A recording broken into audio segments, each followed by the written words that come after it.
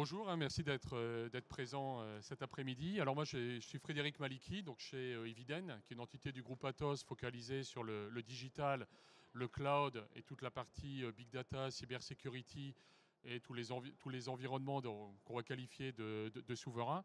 Donc j'ai un rôle de CTO sur la France, donc avec un focus sur l'innovation, les partenariats et puis bien évidemment le développement d'offres et l'accompagnement de nos clients dans leur transformation digitale, en particulier sur le cloud. Et je suis accompagné de Nassim. Oui, bonjour. Je ne sais pas si vous m'entendez correctement. C'est Ok. bon? Donc, moi, je suis Nassim Al-Fattah. J'ai un rôle de Chief Modernization Officer.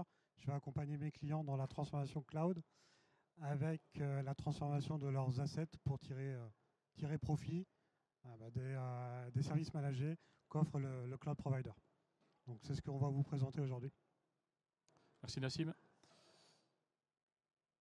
On a prévu quelques récaps en introduction, après d'attaquer par le volet de la souveraineté. Est-ce que la souveraineté signifie pour nous et comment on va faire ce travail justement de classification des applications avant de les migrer sur le cloud. Et ensuite, Nassim prendra le relais pour expliquer comment justement on accompagne nos clients dans leur trajectoire de move to cloud et comment on va les aider notamment à moderniser leurs applications dans le cloud tout en tenant compte justement des contraintes réglementaires et des contrôles qui doivent s'opérer dans des environnements souverains. Alors un petit rappel, quand on va parler de souveraineté, on va toujours attaquer le sujet sous l'angle de la data. Donc depuis les data les plus communes, qui n'ont pas de contraintes particulières hormis le GDPR, jusqu'à des données de type secret. Donc là, on va être dans des environnements plutôt défense, qui répondent à des contraintes et à des réglementations particulières. Alors aujourd'hui, on va surtout se focaliser, c'est ce qu'on fait avec notre partenaire Outscale, sur les deux premiers niveaux, c'est-à-dire le cloud public, bien évidemment, parce que ce que va présenter Nassim s'applique bien évidemment au cloud public, mais aussi au cloud souverain. Bien sûr, le cloud souverain, en s'appuyant sur les plateformes Secnum Cloud d'Outscale. On ne traitera pas de la partie défense nationale, alors sur lequel, malgré tout, on est fortement positionné, parce qu'on développe nos propres infrastructures, donc toutes les gammes Bull, Sequana et Sequana AI, qu'on a annoncé récemment, le HPC, mais on va surtout se focaliser aujourd'hui sur la partie de gauche. Alors, quand on parle de souveraineté, et souvent c'est le sujet qui s'applique à nos clients, ils nous disent, bon, voilà, il y a différentes réglementations et finalement, quelles sont les réglementations, les contrôles qui vont s'appliquer à nous. Et c'est vrai que le cadre européen a beaucoup évolué ces dernières années. Alors, je ne vais pas lister toutes les réglementations. On a NIS 2, en particulier, qui s'applique à nous en tant qu'opérateur de clients et d'infrastructures sensibles. On a l'EU Data Act, le DORA, la réglementation plus spécifique au monde de la finance et qui traite de la résilience des systèmes d'information. Toute la réglementation qui vient d'être mise en place aussi sur l'IA. Des schémas de certification, vous avez tous entendu parler d'IUCS, alors qui cherche encore son chemin parce que malheureusement, et je le dis chaque année, le schéma UCS n'est toujours pas validé européen. Au niveau européen, il y a encore beaucoup de débats, notamment sur le niveau I+. Il y a un gros push qui est fait aujourd'hui, notamment par la France, et nous, on est signataire aussi d'une lettre, que vous avez peut-être vu, qui a été publiée récemment, pour intégrer justement les critères d'extraterritorialité à ce schéma européen. Et nous, on est convaincus, côté Atos Eviden, qu'on a besoin de ces critères aussi parce que nos clients le demandent. Et ensuite, on a plusieurs, je dirais, sphères d'influence auxquelles on est associé, que ce soit Gaia X, que ce soit IDSA, FIOR, sur lesquels on va être contributeur.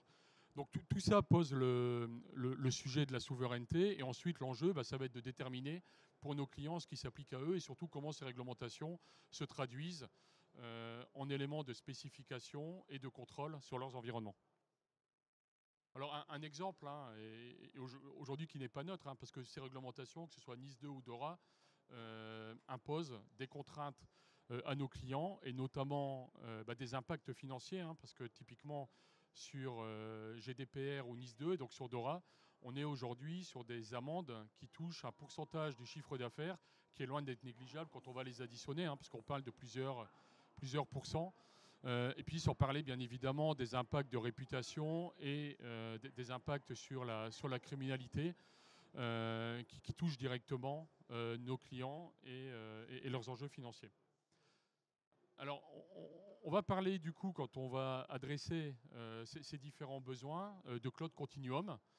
On va partir depuis les environnements de cloud public, sur lesquels on ne va pas trop s'attarder parce que voilà, on commence à avoir un bon niveau de maturité sur l'appréhension du cloud public et les sujets de migration vers le cloud. On va plutôt se focaliser sur ce qu'on va appeler le contrôle cloud, c'est-à-dire on va apporter des contrôles supplémentaires, notamment au travers de solutions de chiffrement, au travers de systèmes de fédération d'identité ou de supervision des infrastructures. Donc on est toujours dans le cloud public, mais on apporte des niveaux de contrôle supplémentaires pour apporter un niveau de conformité par rapport à certaines réglementations que je présentais précédemment. Le cloud souverain, on va s'appuyer sur des infrastructures qualifiées, typiquement Secnum Cloud en France, et dont Outscale est un des éléments fondateurs et un de nos partenaires majeurs. Et ensuite, les plateformes dites dédiées ou de cloud privé, donc qui vont adresser, comme je l'ai présenté tout à l'heure, plutôt les environnements les plus sensibles dans le monde de la défense ou des secteurs publics. Et tout l'enjeu maintenant, ça va être de classifier les applications de nos clients sur ces différentes catégories, donc de déterminer celles qui vont pouvoir être éligibles à du cloud public, à du cloud dit contrôlé ou à du cloud souverain, sans parler de ce qui restera on-premise.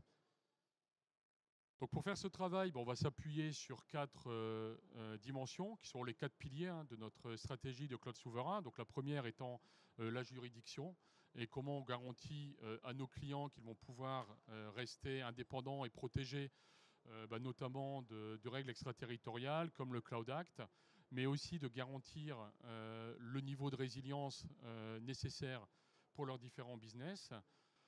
La souveraineté de la donnée, c'est-à-dire comment je garantis la protection des données de mes clients avec les niveaux de contrôle qui s'imposent. Les opérations, c'est-à-dire d'avoir le bon modèle de delivery, le bon operating model, avec des compétences, par exemple, qui vont être basées dans l'Union européenne, avec du personnel de nationalité européen, pour garantir la conformité, par exemple, à Nice 2. Et puis aussi la souveraineté technologique, et c'est là où un partenaire comme Outscale est important, parce qu'il apporte une plateforme qui est qualifiée Secnum Cloud, des technologies basées sur l'open source, avec l'orchestrateur TinaOS, et puis derrière, des services que nous, on va porter au-dessus, par exemple du Kubernetes managé, donc toujours en open source, donc qui permet de garantir un niveau d'indépendance, de portabilité, puis surtout l'interopérabilité demain entre les différents fournisseurs de services. Donc on va jouer sur ces 4 dimensions pour déterminer la meilleure réponse à apporter à nos clients. Alors si je zoome un petit peu sur ces 4 dimensions, on a un premier critère de souveraineté opérationnelle, comme je le disais, qui va permettre de garantir notamment la conformité à la réglementation NIS 2 ou à PAMS, le référentiel de l'ANSSI. Et nous, côté Atos Eviden, on va garantir que nos opérations sont réalisées en France ou en Europe, le cas échéant, mais surtout en France dans le cas présent, avec du personnel de nationalité française, voire des équipes également qui ont des niveaux de qualification dans la sphère défense et qui vont permettre de garantir le bon niveau de contrôle des opérations pour nos clients. Et donc, ils vont venir finalement s'additionner aux contrôles qui sont déjà réalisés par un prestataire, par un fournisseur de cloud comme Outscale. Et bien évidemment, on va prendre également en compte les polices de sécurité et les contrôles qui sont également en place chez nos clients au niveau de leur propre référentiel. Donc on va garantir des opérations souveraines avec des équipes, comme je disais, basées en France. Alors ensuite, sur la partie data, on va rajouter des contrôles sur la sécurité. Et quand on regarde aujourd'hui, et ça, ce n'est pas propre au cloud souverain, c'est des analyses qu'on a menées avec des analystes sur les principaux enjeux remontés par nos clients sur la partie cybersécurité. Donc, bien sûr, le premier, quand on va migrer dans le cloud, ça va être de s'assurer qu'on va être en capacité de configurer les services cloud, donc que ce soit les services réseau, les services sécurité, en conformité avec le cadre réglementaire qui s'applique à nous. Le deuxième sujet, ça va être bien sûr la question des droits et des identités, donc d'être sûr que les accès aux plateformes cloud soient contrôlés, que seuls les profils qui sont autorisés à accéder à certaines typologies de données y ont accès en toute connaissance de cause. Bien sûr, on va parler aussi de supervision, donc tout ce qui concerne la prévention, la détection d'incidents de sécurité et de failles de sécurité. L'indépendance, hein, j'en parlais tout à l'heure, donc d'avoir un fournisseur de sécurité, donc de ne pas mélanger l'église et le village et d'être sûr qu'on ait un fournisseur de sécurité qui soit indépendant finalement du fournisseur de services cloud et des fournisseurs de services applicatifs. La migration, et Nassim y reviendra tout à l'heure, hein, qui reste un vrai enjeu pour nos clients, c'est-à-dire comment on effectue la migration de manière efficace avec un retour sur investissement et un risque limité pour nos clients. Et puis bien évidemment le dernier sujet, hein, qui concerne la sensibilité des données que j'évoquais en introduction. Donc on va essayer de répondre à l'ensemble de ces dimensions et de ces enjeux dans l'approche qu'on va avoir sur la cyber. Et donc on va avoir une approche de protection de la donnée, des accès et globalement de la plateforme cloud qui va s'articuler autour de 3 axes. Sur la prévention, c'est-à-dire comment je m'assure que j'ai aujourd'hui les solutions de déployer qui me permettent de prévenir, avec de l'IA notamment, les attaques ou les failles de sécurité. La protection à proprement parler avec nos services, des services SOC, donc de supervision des infrastructures. Et puis ensuite d'être dans une démarche de gouvernance et de maintien en continu, en conditions opérationnelles, des plateformes cloud avec l'ensemble des outils et des compétences nécessaires. Donc on va s'appuyer sur 3 catégories de services et de produits. Donc une première brique, hein, qui concerne toute la partie gestion des identités et des accès. Et puis, par rapport à la matrice, hein, que je présentais précédemment, on va aller de niveau, je dirais, intermédiaire, enfin premier niveau de sécurité et de protection de la donnée, à des niveaux, je dirais, beaucoup plus forts, contraignants, mais qui vont garantir les plus hauts niveaux de conformité. Donc on va s'appuyer sur notre portefeuille Evidian, sur tout ce qui est fédération d'identité, sur le chiffrement avec nos boîtiers Trustway. Donc on est capable de faire du Bring Your Own Key, hein, c'est-à-dire qu'on va donner, on va garder nos clés de chiffrement, on va la transmettre au cloud provider qui va l'intégrer à ses propres key management system. On va être capable aussi de faire du All Your Own Key, hein, c'est-à-dire d'intégrer directement nos boîtiers de chiffrement aux solutions de chiffrement du cloud provider avec des solutions type XKS, par exemple, si je prends l'exemple d'AWS, et puis ensuite d'apporter des solutions de chiffrement complet externe. Alors, certes, qui vont garantir un chiffrement optimal de la donnée, mais qui peuvent aussi apporter des contraintes en termes d'intégration. Donc, un niveau de complexité supplémentaire. Et puis, bien évidemment, sur la partie supervision, donc notre plateforme AISAC, hein, comme le nom l'indique, qui est augmentée par de l'IA et qui permet de faire de la détection de patterns et d'incidents de manière proactive et donc proactivement d'identifier les failles ou les intrusions. Et puis pour finir, avant de passer à la partie cloud, adoption et migration, pour rappeler, hein, qu'on est très présent sur ces sujets de cloud souverain, cloud de confiance et de data space, donc dans la continuité des projets qui avaient été initiés par GaiaX et qui vivent aujourd'hui leur vie, hein, notamment sur la partie Energy Utility avec Omega X, avec des cas d'usage sur le domaine de l'entreprise étendue, de l'électromobilité, et puis aussi du nucléaire. Des sujets aussi sur la Smart City, hein, où on a des plateformes, par exemple, qu'on a démontré à Vivatech sur la gestion des déserts médicaux et qui est capable de faire le matching entre les besoins de santé publique de la population, par exemple sur des pathologies chroniques d'insuffisance respiratoire, et puis l'offre de soins qu'on va être capable d'apporter à cette même population. Et puis derrière, on contribue également à beaucoup de projets européens, hein, qui sont des projets financés par la Commission, comme l'IPCEI sur le multi-edge continuum, dont on a fait le kick-off en début d'année à Bruxelles. Des projets aussi comme Simple, hein, qui sont aussi lancés par la Commission sur justement la mise en œuvre de tous ces services de fédération au niveau européen qui vont permettre de garantir l'interopérabilité des services cloud au niveau des fournisseurs européens. Puis bien sûr, on travaille avec la plupart des partenaires dans Outscale. Alors sur l'adoption du cloud, hein, alors le marché bien évidemment du cloud public commence à être mature. On accélère également donc sur les plateformes souveraines, hein, que j'évoquais précédemment, notamment dans leur enrichissement. Alors les enjeux du cloud souverain restent les mêmes, hein, que ceux que l'on constate sur le cloud public de manière générale, hein, que ce soit sur les coûts, le contrôle des coûts. Et beaucoup de clients nous disent que voilà, effectivement, le cloud apporte énormément de valeur au métier, mais aujourd'hui, il se pose aussi la question du FinOps et du contrôle des coûts comme de l'empreinte environnementale. Bien évidemment, la performance, le vendor lock-in. Hein, on a tous en tête l'exemple de Broadcom, VMware, qui pose un certain nombre d'enjeux au DSI et au service achat. Et puis, bien évidemment, ce que j'évoquais sur la data privacy et la security. Donc, tout ça reste des enjeux quand on va accompagner un client dans ses migrations vers le cloud et dont on va devoir tenir compte dans cette trajectoire de cloud adoption. Alors, et aujourd'hui, les questions qui nous sont encore posées, bien évidemment, portent sur la transformation digitale et en quoi le cloud, au-delà des sujets IT de la DSI, va vraiment permettre aux clients d'accompagner la transformation de leur processus métier. Et aujourd'hui, on parle de plus en plus de métiers avec nos clients, et avec l'avènement de l'IA et de l'IA générative, c'est encore plus prégnant. On a beaucoup de sujets autour de la modernisation, et Nassim reviendra sur la modernisation à valeur ajoutée, hein, c'est-à-dire comment, en migrant vers le cloud, on apporte une valeur au business et aux équipes applicatives, aussi bien sur le volet coût, mais également sur l'agilité, la flexibilité. Tout ce qui concerne également l'adoption des nouvelles technologies, hein, notamment de l'IA, c'est-à-dire qu'on veut s'appuyer sur un service provider. Et il y a eu des annonces ce matin d'Outscale qui fournit des services best in class, notamment sur la donnée et sur l'IA.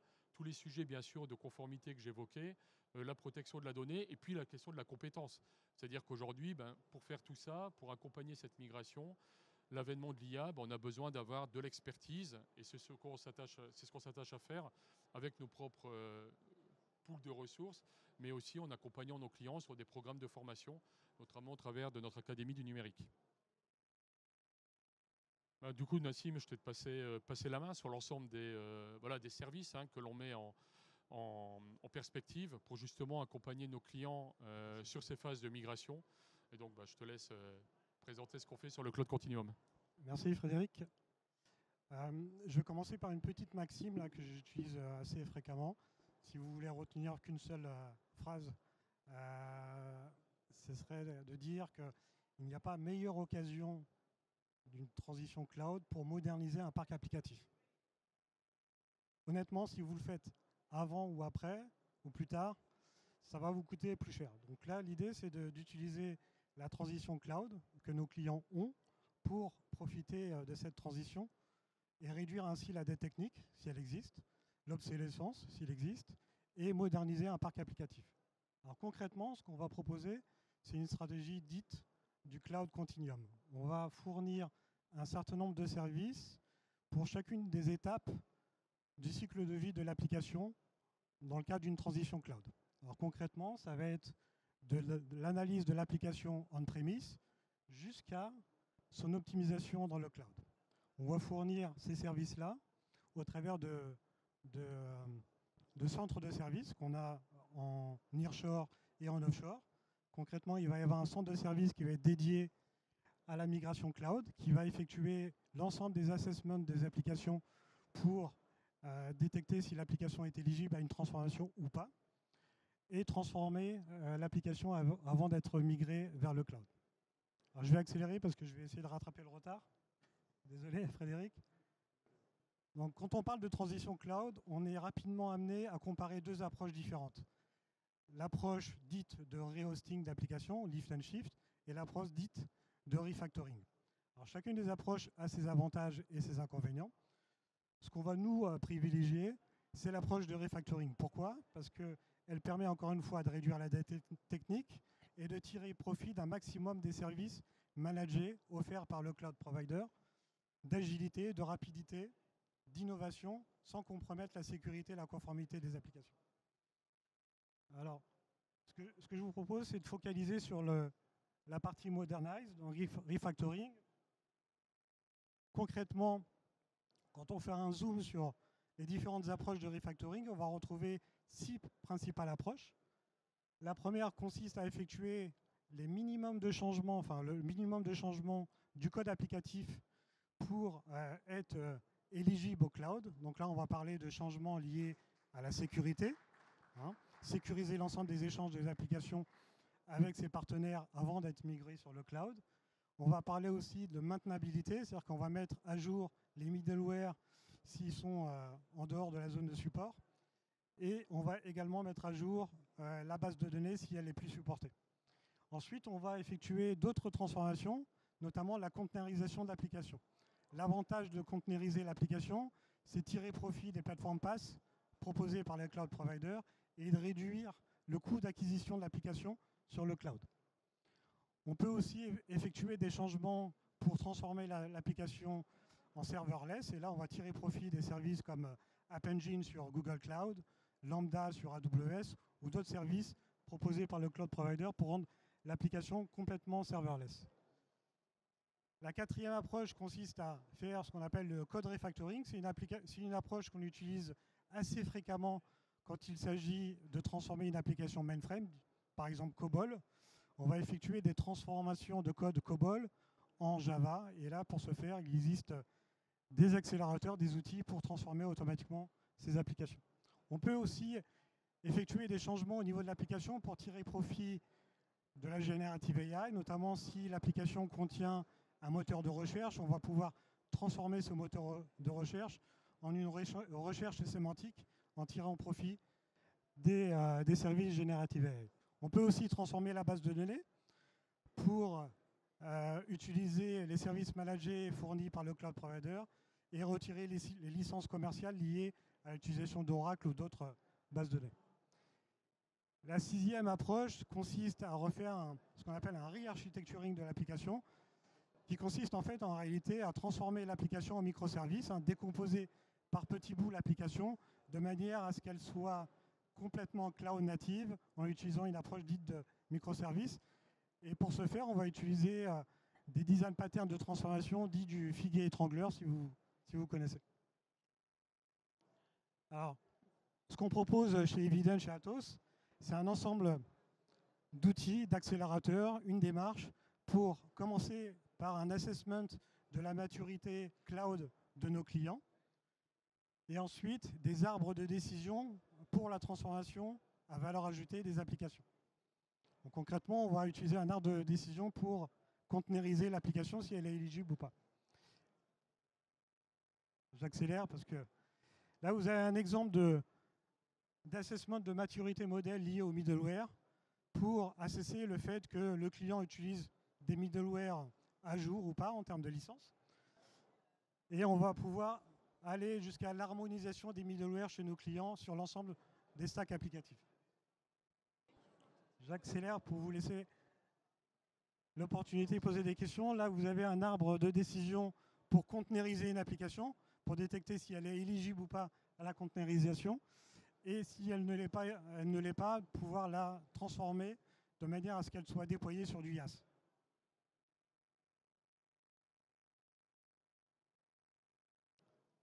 Je ne sais pas si tu veux commenter ce slide.